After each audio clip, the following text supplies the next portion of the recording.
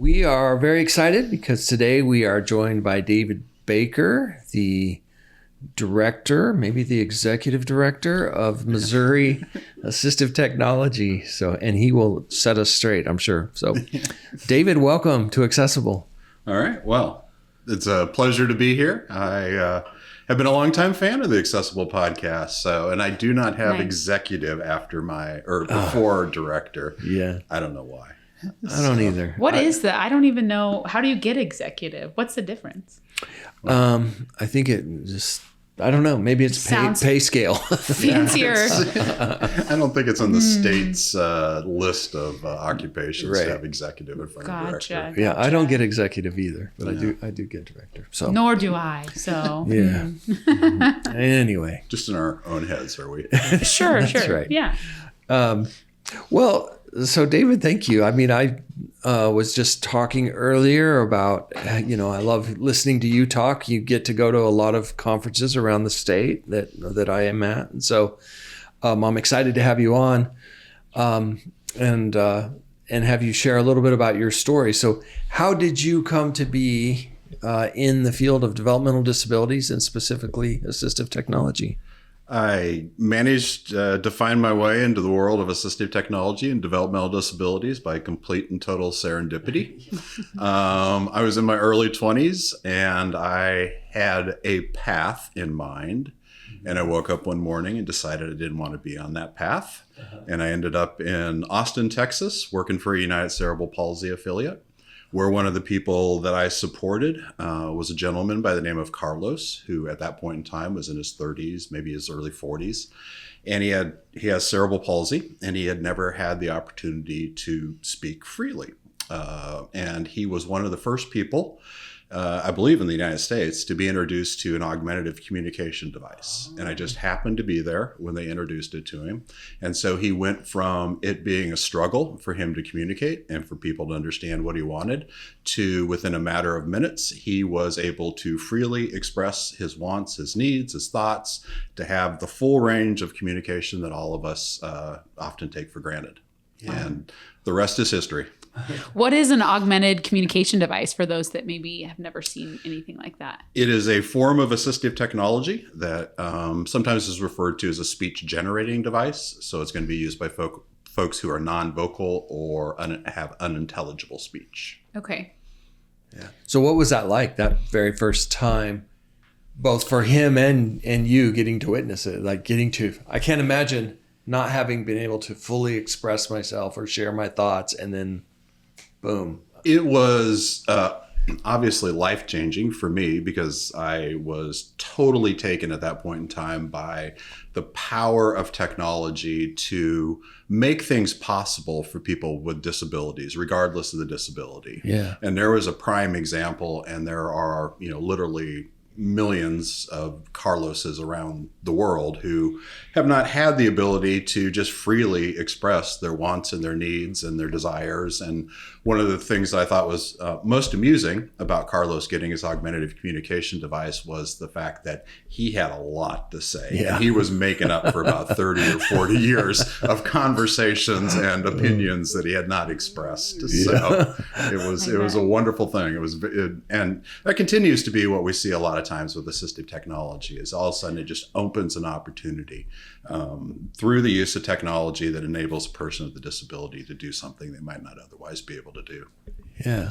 So, well, I guess we can get into it, but I would be curious if it is currently today, 2024, the same as it was whenever that was. I'm assuming in the late 90s or early 90s. Yeah, that would have been, late 1980s, early 1990s. Okay. And so I've been in the field of assistive technology ever since. So we're talking 3 decades, I guess now.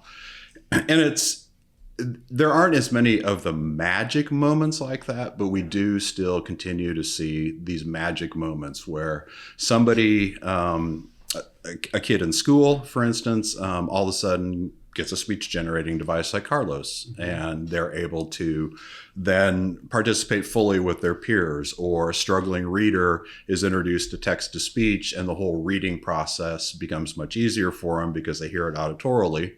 And so subsequently then they are getting that content and they're enjoying the whole process more. And we see it, we still have a lot of people, especially older people, because disability can find us at any point in life. And they think that there are things that they can no longer do because of disability. And once they're introduced to assistive technology, they begin to see, oh my gosh, I don't really have to change my life because of this condition. I now can continue to live independently, participate in the community, communicate with family and friends. Yeah. What are some examples of assistive technology? Because you're referring to some of these devices or things that people are getting access to that help them either maintain their current lifestyle or open a whole new world for them. Like, what are some examples for our listeners who maybe haven't interacted with it? Assistive technology is usually referred to as an umbrella term. And so kind of what falls under there are two things. First thing are the devices. And the devices can, in this day and age, can literally be anything. What separates assistive technology from regular technology is that for people who don't have a disability, technology generally makes things easier. So for a person with a disability, technology can make something possible. Mm-hmm. And so that's kind of, years ago at the federal level, they actually wrote a definition of assistive technology. And they kept it intentionally vague so that it would include a lot of different types of devices as technology evolved. So examples of assistive technology would be anything from, maybe the high end of technology are things like the speech generating devices we've talked about. It could be a software program that interfaces with a computer so that a struggling reader or writer has the ability to hear things auditorily or get feedback as to their writing. It can be a low tech device like maybe some kind of alteration to dishes or utensils or something of that nature where they just have a built-up handle. There are literally thousands and thousands and thousands of different assistive technology devices out there. Generally, it's in the eye of the beholder. Mm. If I can make this piece of technology give me the ability to achieve something that I couldn't otherwise, then it fits as assistive technology. Mm-hmm. So that would include like things you can make with a 3D printer? Correct. Yes. How has that changed, that technology changed, like all the services and things that people are using for assistive tech? In many different ways. When for years, the world of assistive technology was sort of locked into devices that were made specifically for people with disabilities to be able to do a specific task. As technologies evolved and we've seen things like 3D printing coming along, then folks with disabilities or folks that work with them can look at something like 3D printing and think to themselves, there are all sorts of useful things that I can make cheaply and on a large scale in some instances. And so we do a lot of 3D printing at Missouri Assistive Technology. And so we do 3D printing to make little devices that can pop pills out of those blister packs or help people be able to carry bags of the plastic bags of groceries in and out of their home. And so, it's made assistive technology, it's given us more opportunity for creativity. A lot of times there are groups that just share information in 3D printing, so you get a creative thing going there. It also enables interfacing with like shop classes in high schools that have 3D printing. So you work with them as a disability organization and you have the ability to bring people together and to have those kids that are in those classes think of things that they never would have thought of. Oh, wow. So, so it's completely changed. But there's an irony to it because when I got into assistive technology originally, a lot of times you had to kind of create things. There was a lot of do-it-yourself. And it seems ironic to me that we, 30 years later, are back to this do-it-yourself, DIY movement to make assistive technology. So, So it's almost like I can imagine that you would either share plans for whatever thing that might be printed or coding or those sorts of things. That would almost be the assistive technology that you would provide or the information that you might provide to individuals with disabilities. Right. Yeah. We make we do a number of 3D printing devices that we give out to people through our office, or that we show to individuals to get them thinking along those lines. But there's a whole community of people out there who are freely sharing these plans, and there's generally no cost to them, and they share their knowledge in one thing and another to present situations and then create solutions to them through 3D printing. So there's this whole sort of underground world of assistive technology, 3D printers floating around. Wow, that's neat. You know, I want to go back a little bit. We kind of jumped into it, but so you're at Missouri Assistive Technology. What is Missouri Assistive Technology? Missouri Assistive Technology is the state of Missouri's federally funded Assistive Technology Act program. So way back in the late 1980s, at the federal level, they passed a piece of legislation referred to as the Assistive Technology Act. It has been updated, and it's now known as the 21st Century Assistive Technology Act. And what it did was it established an assistive technology entity in every state, and then also the territories and possessions. So there's 56 of us. And we have a sort of a menu of services we're supposed to provide to each state. And so they're divided between state level and state leadership activities. So state level activities are like our device loan program, which is like a library of assistive technology. We do a large assistive technology and durable medical reuse program. We do alternative financing through, in particular, our Show Me Loans program, and then several other things. And then the state leadership activities are activities like training, information and referral, technical assistance, and then collaborative efforts. And so I know your audience is more than just in the boundaries of Missouri. So I would certainly encourage anybody who's listening to get familiar, because again, there is a tech act in every state. And there's a group called the AT3 Center that if you are unfamiliar with your tech act program in your state, if you just go to their website, you can find who the contact person is. But pretty much all the AT projects across the United States are similar in what they do. And can people contact you all directly to look into assistive technology devices? Who usually is eligible and gets a hold of you guys for your services? We generally don't have any eligibility requirements. Sometimes programs will have some qualifiers associated with them, but anybody, any background is certainly welcome to reach out to us. And so we serve not only people with disabilities and family members, but we do a lot of work with school districts because they have a lot of requirements around assistive technology for students with disabilities, employers, state agencies, nonprofit organizations. The list goes on. So we're open to anybody. We serve all ages, all disabilities. We're responsible for serving the entire state of Missouri. And there's sort of a journey that we've kind of noticed over the years, because you don't, just go to Walmart and walk up and down the shelves and go, oh my gosh, this is assistive technology. This is super cool. A lot of times people are coming to it at some point in the lifespan. And so they're going to start a lot of times with not a great frame of reference. They're just curious. And so they might start by just making initial contact with us. I have this situation, I've recently had a stroke. I don't see it's easy for me to cook independently anymore. I'd love to learn how to do that. And we just kind of start walking them through the process. Let's break this down. What in particular do you want to do? These are some devices, and then we can, tap them into programs or other services that either we offer or somebody around the state does. So a lot of times people just don't have a framework, and they start by just reaching out to us, and everybody's welcome to do that. Wow.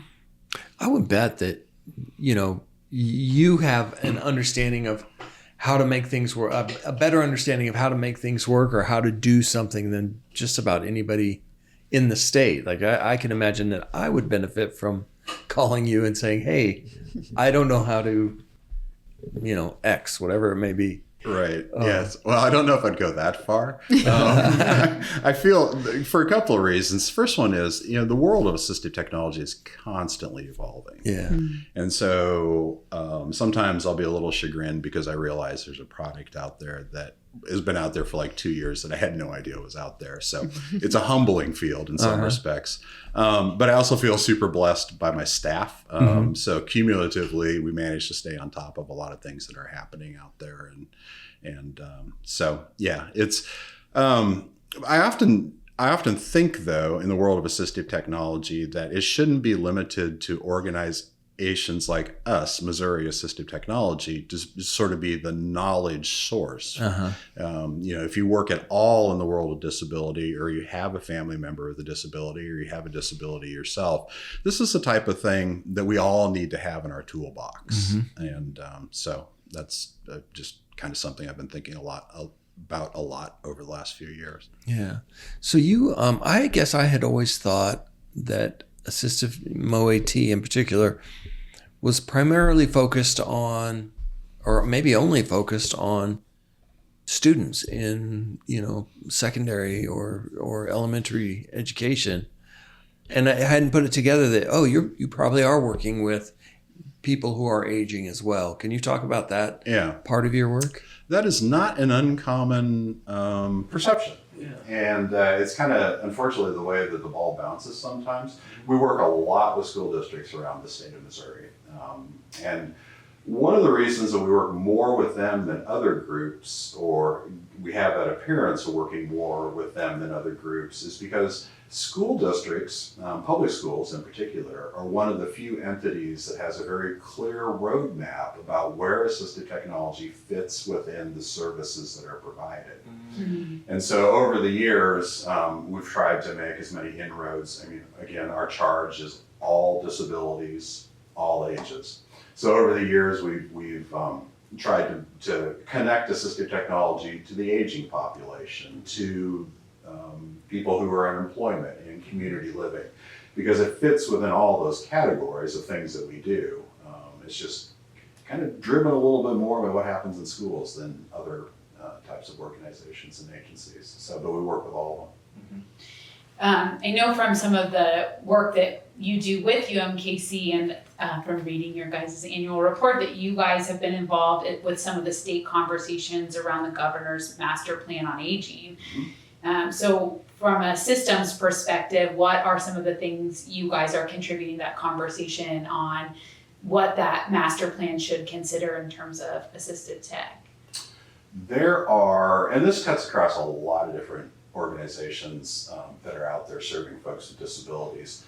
But as we have an aging population, and soon it appears like we will have more people in the state of Missouri who are retired or over the age of 60 than we will under, that we need to start realizing that assistive technology needs to be baked into how we approach anything at any point across the lifespan. So things that we're advocating for in the master plan on aging are just a greater awareness of assistive technology as part of the menu of services that we offer folks who are aging. Better collaboration with area agencies on aging and other entities that are serving that population so that they're aware. And then also more focus on universal design and health monitoring technology. We know that universal design, we know that assistive technology, we know that health monitoring technologies are money savers if we're incorporating them, because you're less reliant on direct care staff, you can do more things independently, less hospitalization.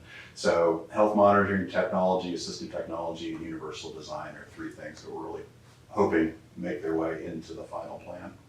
Yeah, wow, I hope so too. When you are thinking about the state, what are some of the things, like the greatest needs in Missouri right now around assistive technology? I feel that the state of Missouri is actually moving in a very positive direction. We've seen a greater emphasis on assistive technology in a number of state agencies. I'll give a couple of examples. We have assistive technology in the Medicaid waivers now through the Division of Developmental Disabilities. There's some assistive technology in other agencies as well.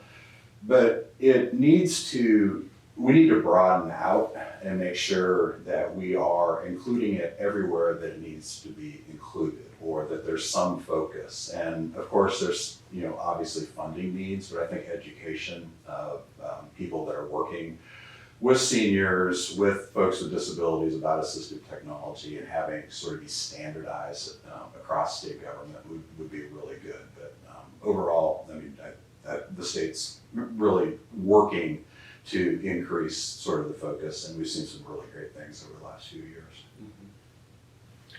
So how would it work, David, if I were to have a stroke this evening and I needed then,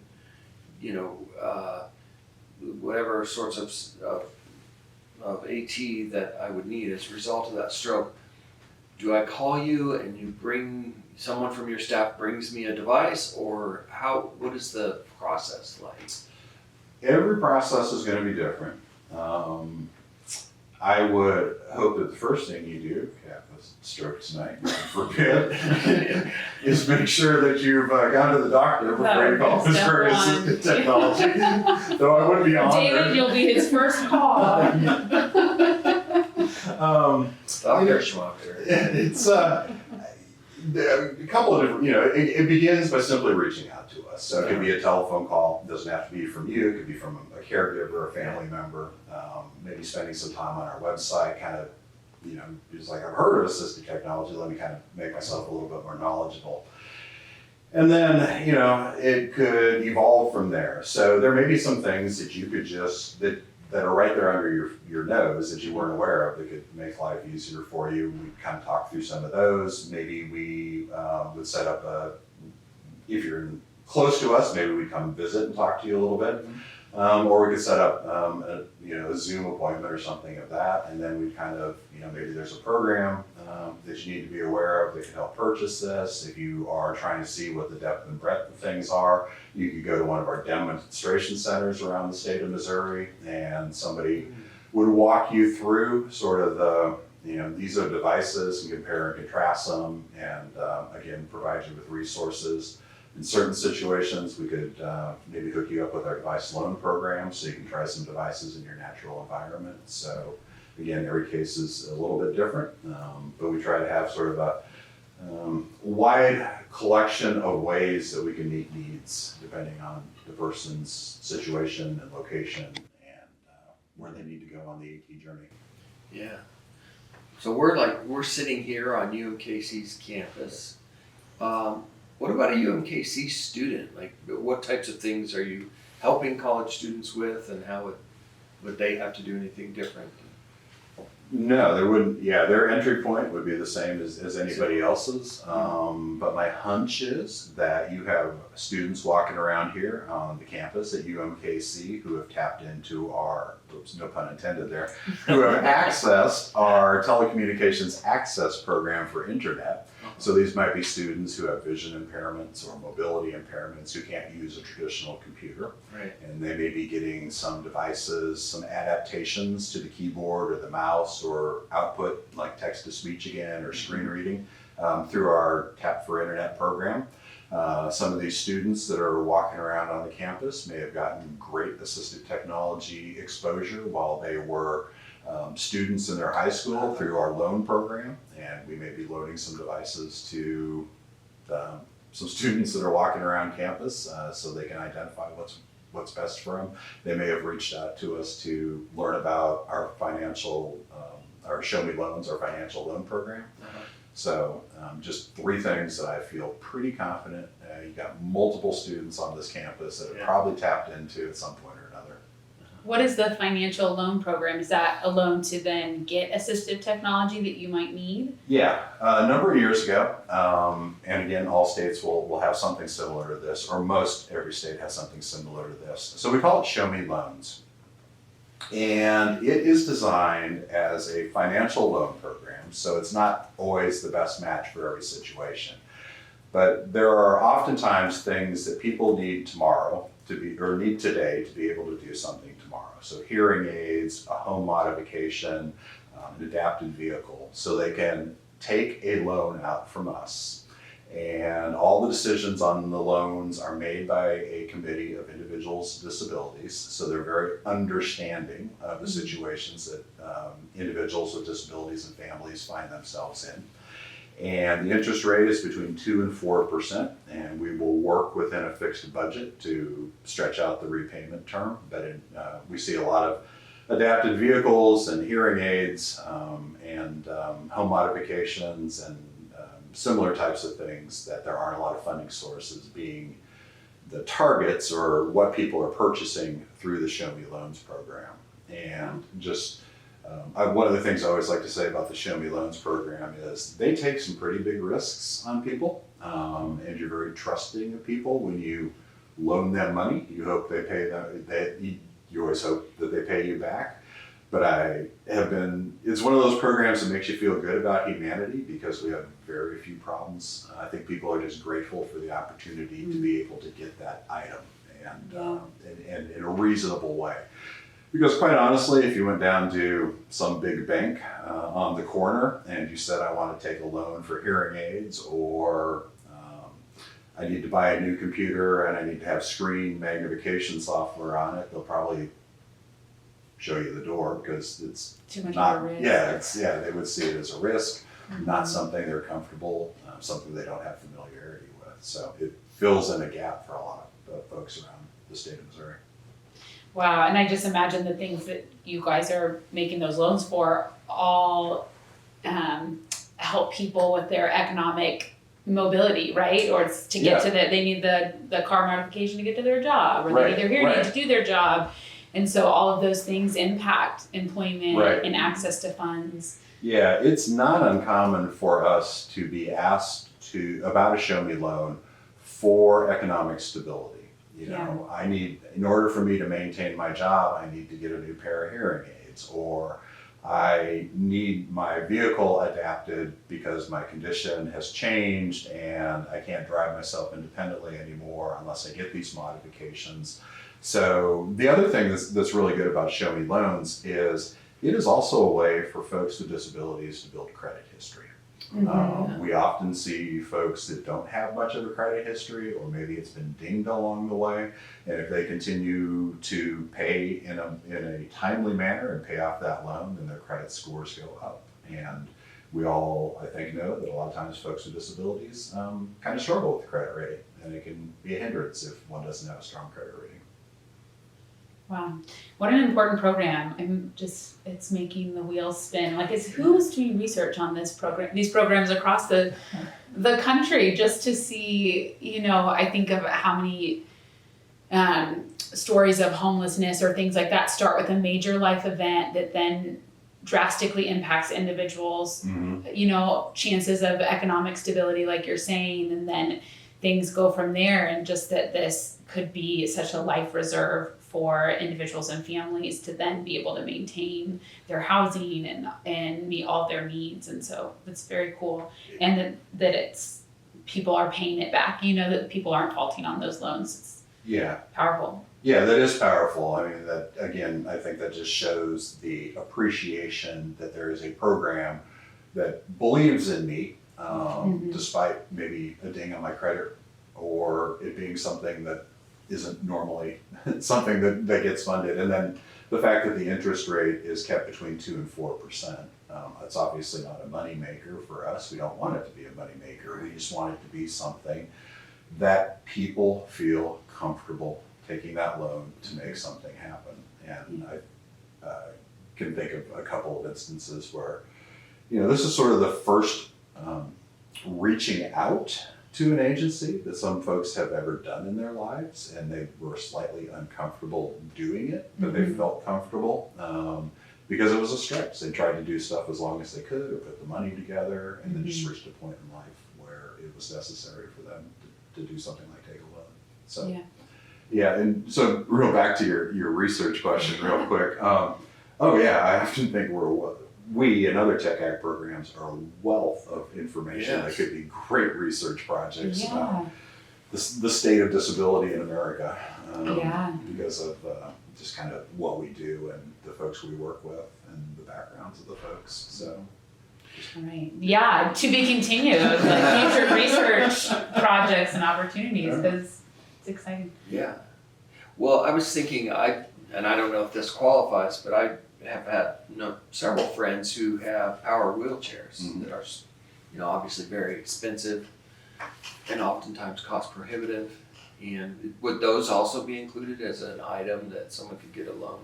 Yeah. So any form of assistive technology, and then so that could include power wheelchairs. It could include augmented communication devices, like we've talked about a couple of times. So yeah, just generally we're open to anything that kind of fits under that umbrella of assistive technology.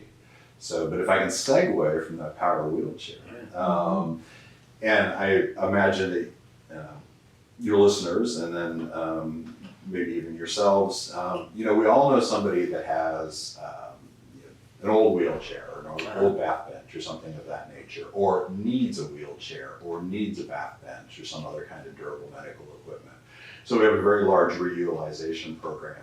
Again, we work through a number of, in particular, independent living centers around the state. So on any given year, we estimate that saves, we put back out into the community, safe, sanitized pieces of power wheelchairs and other things that I mentioned. And it's usually between 2,500 and 3,000 devices a year, saving the taxpayers of Missouri well over $1 million. And a lot of times those were paid for by insurance or Medicaid, Medicare, maybe a state agency. So there's also tax savings there for all of us through just reutilization of assistive technology. Wow. I've been in your shop once or twice, and one of my hobbies is just having a shop and doing woodworking, building things, and I thought, wow, this would be a little heaven. Piece of heaven right here. You have everything you would need to build something. Tinker around for a little That's bit. right. We can put you to work. Yeah. So, Oh, new hobby. yeah. My son has Refurbishing, bath benches. Right. So, Well, that's a really neat program. What I love about your approach too is when you were describing earlier how you work with the individual to explore, well, what is it that you really want to do, and looking at their individual situation and making a recommendation. Is I imagine that especially if you're coming to like mow AT after a major life event, that there's so much overwhelm, and that you might feel like you can only come when you know exactly what piece of assistive technology you need. But if you don't even know what's possible, I imagine that a lot of people that would keep them from even coming. But it sounds like you guys are really person-centered and sort of like, what are your needs? What do you want to accomplish? And then you can explore a menu of options and people can find out what is even possible. right. Yeah. The nature of disability and different ways that people either are born with situations, but as we all know, the vast majority of people will acquire a disability somewhere along the lifespan. And everybody's journey is different. There's a set of priorities that people have in their minds, and we just hope that sooner or later they get to realizing that, gosh, how can I use technology to make my life easier? And then they come across us, and we can add that piece to their continuation of putting together their life or taking on new opportunities. Yeah, and it sounds like they don't have to be, in a dire situation to say, how could I just make my life better? No. Yeah, No. that's really neat. Yeah. Wherever we fit into their lives, we will be there. That's awesome. How many staff do you have? I know a few of your staff, but There are not. He's like, let me count. Maybe that's why you don't have executive in front of director. Come on, an executive would know the exact number of staff right at the top of their head. Okay. that's a small but mighty group of people, though. Truly, yeah. Yeah, no, it 9 is. people. It For is. the whole state. Yeah. We have a couple of things. I mean, we've always had great stability among our staff. And people have their areas of interest, and I think we sort of have an outsized influence because we are a small staff, and we are responsible for serving the entire state of Missouri, and we just happen to be over here on the western border And as you know, Missouri is very large. Yeah. So yeah, no, we cover a lot of ground, it's a testament to the folks that work at our office. Yeah. All right. Well, David, if people want to learn more about Missouri Assistive Technology or just about you, what should they do or where should they go? I always encourage people to start by visiting our website, which is at.mo.org, so at.mo.org.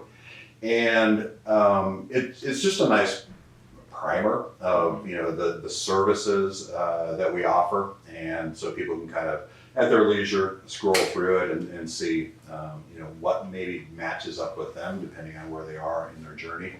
And then we're obviously on Facebook at Mo Assistive Technology, and on Twitter at Missouri AT. We have a newsletter that people can sign up for by just reaching out to us. People are certainly free to call. 816-655-6700 is our main office. And then we also have sort of a general email at info@mo-at.org.